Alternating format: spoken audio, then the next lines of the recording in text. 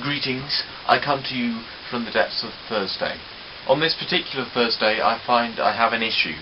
In fact, two issues. The first is, I don't currently have a cup of tea. Issue number two, I don't currently have anything to speak about. So in light of that, I've decided to speak about nothing for a few minutes. That is, speak about nothing in the sense that a politician can talk for an hour and say nothing. So I have with me some questions. Questions I have taken from the British tag, not for any particular reason, but because why not? And I have decided to set myself the challenge of answering these questions without actually answering these questions. So here we go. Number one, how many cups of tea do you have a day? And how many sugars? Well, I think the question we have to ask ourselves here is, why do we really want cups of tea? What is it about the tea that makes us want it so much? Because the fact is, this country has a lot of tea, and we have to ask ourselves the question, do we really need the tea? Question 2. Favourite part of a roast dinner? See, the roast dinner is a great traditional British dish. There are so many parts of a roast dinner. I mean, you've got the potatoes, which are great. You can have roast potatoes, you can have new potatoes. Then you've got your meat, and there's a lot of different types of meat. You can have lamb, you can have beef, you can even go out there a bit, you can have chicken. You could, if it's Christmas, you can have turkey. That happens quite a lot, people having turkey at Christmas, because there's just so many different parts to a roast dinner.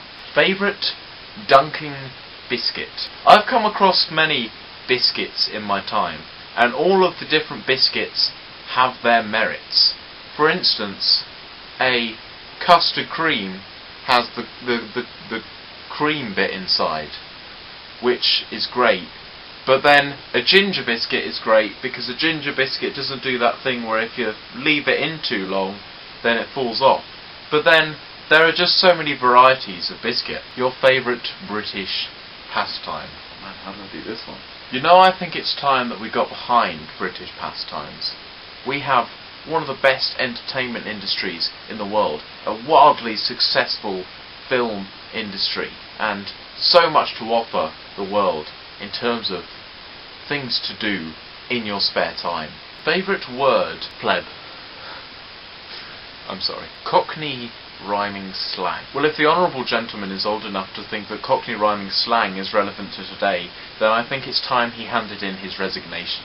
Favourite sweet? Now, I think this is a question that is often misunderstood, because people assume they know what a sweet is.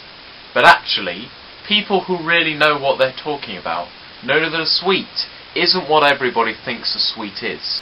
This is harder than I thought. I have a newfound respect for politicians. What name would you give to your pub? You know, people often claim that we don't care about pubs and their owners and the people who work in them. But I think you find by the very fact that this question is being asked, that proves that we do. Number one British person. This question isn't one that can be answered by one single person. In fact, it's something that has to be answered by the people. And it's up to them whether they decide that the number one British person is someone who will drive this country into further debt, or someone who will bring change. Favourite shop? You know, I find it difficult to consider the possibility of a favourite shop, because all shops do different jobs. For instance, a bakery sells bread, whereas a butcher's sells meat. So, with this world of all these different shops, how can one possibly decide on a favourite shop? What British song pops into your head? You know, it's not about what British song pops into my head. It's about what British song pops into this country's head. And finally, number 12, Marmite? Question mark? It's not really to do with do you love or hate Marmite. It's does Marmite make us money? And the answer to that is yes, and that's what matters. So I hope you've enjoyed my foray into the world of being a politician. If I've offended anybody in the process of this video, then I don't really care, but I will probably apologise later anyway, just because publicity. Have a good evening.